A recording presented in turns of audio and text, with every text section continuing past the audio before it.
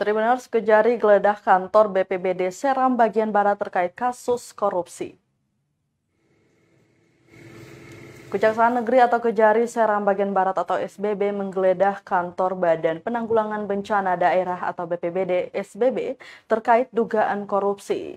Diketahui penggeledahan di kantor BPBD SBB itu sejak pukul 10:30 siang dan tampak 8 jaksa melakukan penggeledahan. Usai melakukan penggeledahan, mereka meninggalkan kantor itu dengan membawa beberapa berkas yang diduga berkaitan dengan dugaan korupsi yang terjadi di kantor BPBD SBB itu.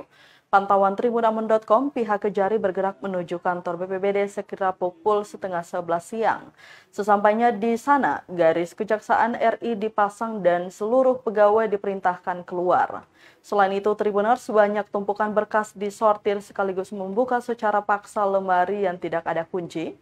Langkah ini ditempuh menindaklanjuti dugaan korupsi dana gempa tahun 2019 senilai 1 miliar rupiah. Diberitakan sebelumnya Kejari SBB agendakan penetapan tersangka di akhir November lalu karena banyak perkara prioritas sedang ditangani.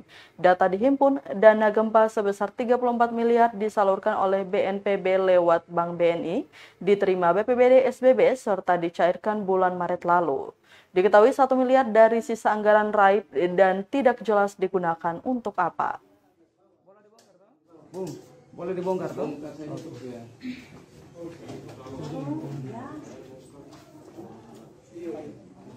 Kunci di mana kunci?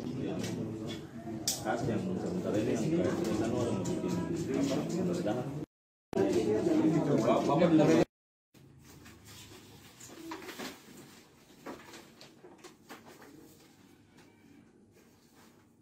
Terima kasih sudah nonton.